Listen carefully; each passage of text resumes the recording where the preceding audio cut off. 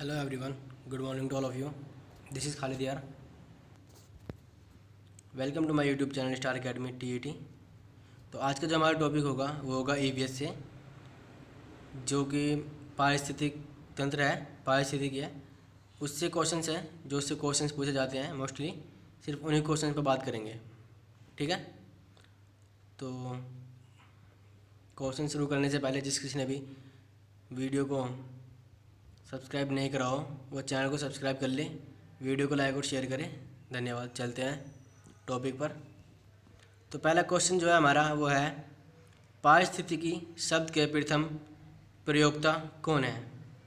ठीक है, पारिस्थितिक शब्द का सबसे प्रथम पहले प्रयोग किसने करा था।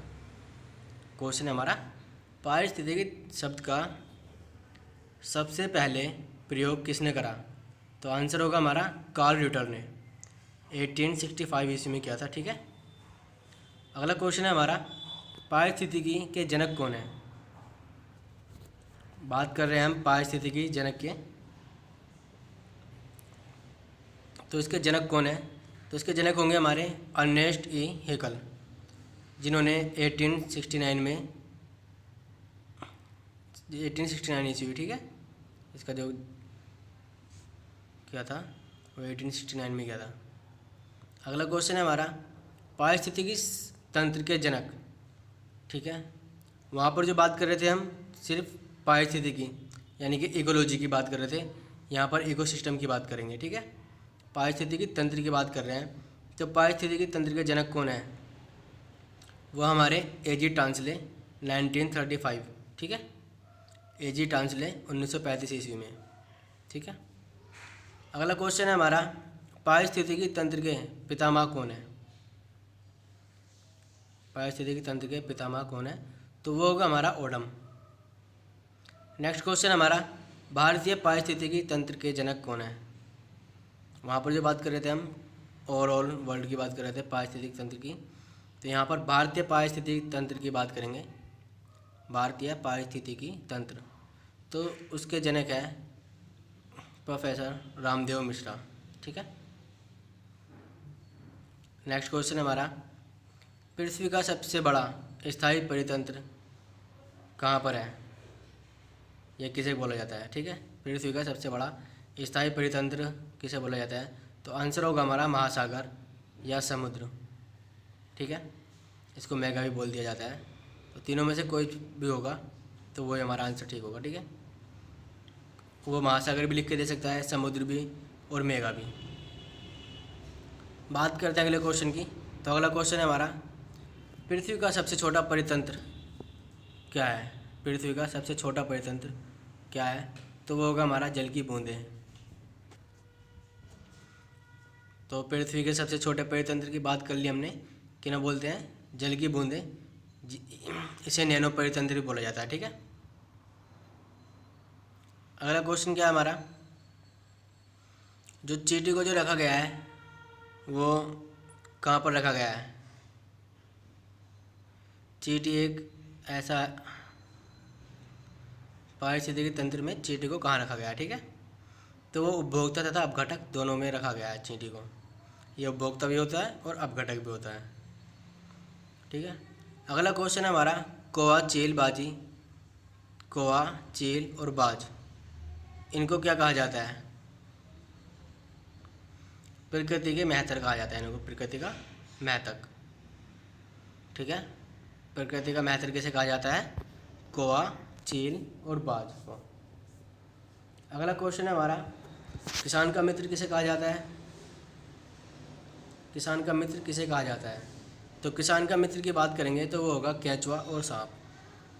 केंचुआ तो सभी जानते हैं और सांप भी होता है। ठीक है, अगला क्वेश्चन होगा हमारा, समुद्र में उत्पादक है।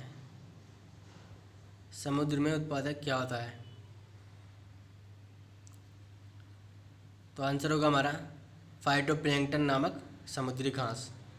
फाइटोप्लैंक्टन नामक जो समुद्री घास होती है वो समुद्र में उत्पादक होती है। ठीक है, उत्पादक का कार्य जो करती है वो होती है हमारी फाइटोप्लैंक्टन घास, ये समुद्री घास होती है। ठीक है, अगला क्वेश्चन है हमारा, आयोडीन का प्रमुख स्रोत क्या होता है।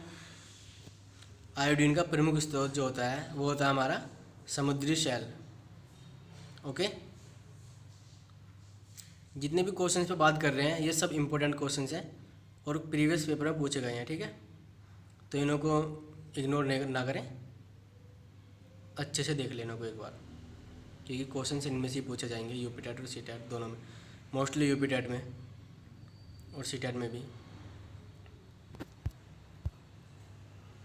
तो अगला क्वेश्चन है हमारा, 10% ऊर्जा का नियम किसने दिया था? 10% ऊर्जा का नियम जो दिया था वो किसने दिया था? वो दिया था हमारा लिंडेनमान ने। किसने? लिंडेनमान ने 1942 में दिया था, ठीक है, 1942 ईस्वी में दिया था।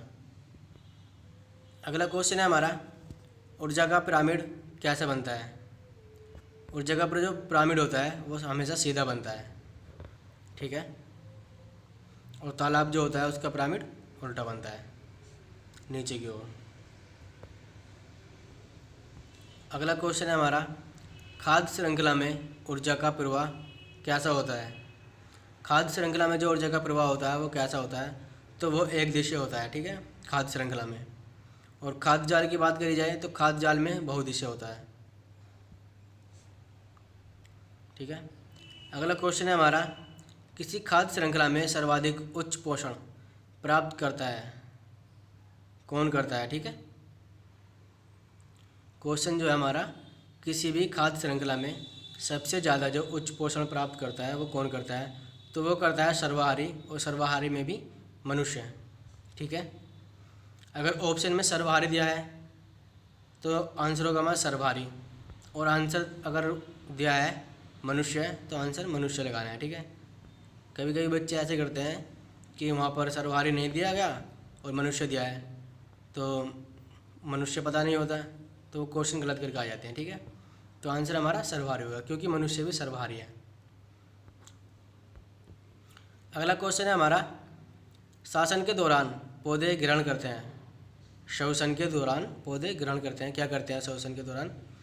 तो श्वसन के दौरान जो करते हैं, जब सांस लेते हैं पौधे तब ऑक्सीजन को ग्रहण करते हैं, ठीक है, ऑक्सीजन गैस, और ऑक्सीजन को O2 से डिफाइन करते हैं। अगला क्वेश्चन है हमारा, प्रकाश संश्लेषण के दौरान पौधे क्या अवशोषित करते हैं? जब भोजन के समय, तो भोजन के दौरान पर तो ऑक्सीजन गैस को ग्रहण करते हैं, और प्रकाश संश्लेषण के दौरान वो CO2 गैस को, कार्बन डाइऑक्साइड, ठीक है। अगला क्वेश्चन है हमारा, प्रकाश संश्लेषण की क्रिया में पौधे क्या छोड़ते हैं? तो वो ऑक्सीजन को छोड़ते हैं, ठीक है। जो प्रकाश संश्लेषण की क्रिया होती है उसमें पौधे ऑक्सीजन को ग्रहण करते हैं, कार्बन डाइऑक्साइड को ग्रहण करते हैं और ऑक्सीजन को छोड़ते हैं, ठीक है। अगला क्वेश्चन है हमारा, प्रकाश संश्लेषण की क्रिया किन रंगों में होती है? प्रकाश संश्लेषण की क्रिया जो होती है वो किस रंग में होती है? तो वो होती है लाल और बैंगनी में, ओनली रेड और बैंगनी, ठीक है, लाल और बैंगनी, ठीक है। अगला क्वेश्चन है हमारा, प्रकाश संश्लेषण क्रिया सबसे ज़्यादा किस में होती है, कौन से कलर में होती है? तो वो होगा हमारा लाल रंग में, और सबसे कम जो होती है वो होती है बैंगनी रंग में, ठीक है। प्रकाश संश्लेषण की क्रिया सबसे ज़्यादा किस तापमान पर होती है? उसके लिए जो टेम्परेचर होता है, सबसे ज़्यादा टेम्परेचर कौन सा होता है, सबसे ज़्यादा होती है? तो एक बार क्वेश्चन फिर से देख लेते हैं, प्रकाश संश्लेषण की क्रिया सबसे अधिक होती है, तो आंसर होगा हमारा 30 डिग्री सेंटीग्रेड से 35 डिग्री सेंटीग्रेड ताप पर। क्या होगा? 13 degree centigrade to 35 degree centigrade temperature. अगला क्वेश्चन है हमारा, पौधों में जल तथा खनिजों का अधिग्रहण होता है किसके द्वारा? तो पौधों में जल और खनिजों का अधिग्रहण जो होता है वो जाइलम के द्वारा होता है, ठीक है। अगला क्वेश्चन है हमारा, पौधों में भोजन का अधिग्रहण किसके द्वारा होता है? अभी बात करी थी हमने जल और खनिज का जो अधिग्रहण होता है वो होता है जाइलम के द्वारा, और अब बात कर रहे हैं पौधों में भोजन का अधिग्रहण जो होता है वो होता है हमारा फ्लोएम द्वारा। एक क्वेश्चन है, बहुत ही इंपॉर्टेंट क्वेश्चन है, जो कि अब आने वाला है, देख लीजिए। पौधों का रसोई घर किसे कहा जाता है? पौधों का रसोई घर किसे कहा जाता है? तो रसोई घर का मतलब तो पता ही होगा सभी को। रसोई में क्या किया जाता है? खाना बनाया जाता है। तो यहाँ भी जहाँ पर पौधे खाने बनाते हैं वो कौन सा पार्ट है? तो वो है हमारा पत्ती। जी हाँ, पत्ती को पौधों का रसोई घर कहा जाता है। ठीक है, अगला क्वेश्चन है हमारा, पौधों का सबसे आकर्षक भाग कौन सा होता है? पौधों का ऐसा कौन सा भाग है जो सबसे ज़्यादा आकर्षित करता है? तो आंसर होगा हमारा पुष्प। फूल जो होता है वो सबसे ज़्यादा आकर्षित करता है। ठीक है, अगला क्वेश्चन है हमारा, केसर भारत में कहाँ पाया जाता है? भारत में जो केसर होता है वो कहाँ पाया जाता है? तो ये होता है हमारा जम्मू और कश्मीर में। ठीक है, जम्मू कश्मीर में केसर की खेती होती है। केसर की जो खेती की जाती है वो जम्मू और कश्मीर में की जाती है। ठीक है, अगला क्वेश्चन है हमारा, पत्तियों का रंग हरा क्यों होता है? पत्तियों का रंग हरा क्यों होता है? तो वो होगा हमारा क्लोरोफिल के कारण होता है। क्लोरोफिल को पर्णहरिम बोलते हैं। तो वो ऑप्शन के ऊपर डिपेंड है, क्लोरोफिल दिया है या पर्णहरिम। तो इनमें से जो भी होगा वही हमारा आंसर है, क्लोरोफिल के कारण होता है। ठीक है, पत्तियों का रंग पीला क्यों होता है? अभी हरे रंग की बात करी थी, अब है क्वेश्चन, पीला रंग जो होता है पत्तियों का वो किस कारण होता है? तो वो होता है हमारा कैरोटीन के कारण। किसके? कैरोटीन के। अगला क्वेश्चन है हमारा, पर्यावरण का मित्र वृक्ष कौन सा है? तो पर्यावरण के मित्र वृक्ष की बात करें तो कौन कौन से हैं? एक तो होता है हमारा पीपल, नीम, तुलसी, बरगद आदि। ठीक है,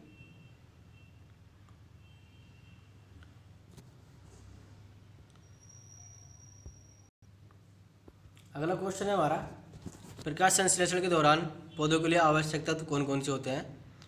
तो देख लेते हैं हम। सबसे पहला होता है सूर्य का प्रकाश होना चाहिए प्रकाश संश्लेषण के दौर के लिए। सूर्य का प्रकाश होना चाहिए, क्लोरोफिल, जल, कार्बन डाइऑक्साइड। ठीक है, ये सभी प्रकाश संश्लेषण के लिए आवश्यक होते हैं।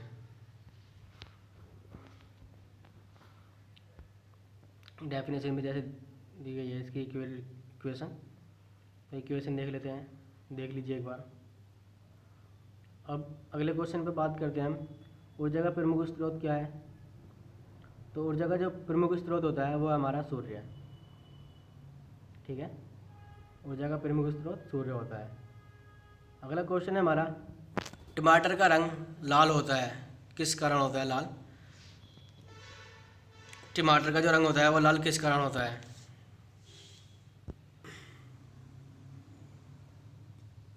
तो इसका आंसर होगा हमारा लाइकोपीन के कारण होता है। ठीक है, टमाटर का कलर जो रेड होता है वो लाइकोपीन के कारण होता है।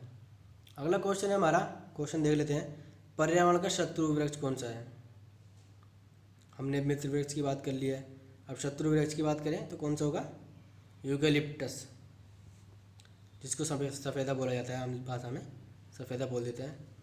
इसको एक दिन में 1000 लीटर जल की आवश्यकता होती है। ठीक है, एक दिन में 1000 लीटर जल की आवश्यकता होती है, इसलिए ये जो होता है पर्यावरण का शत्रु कहलाता है।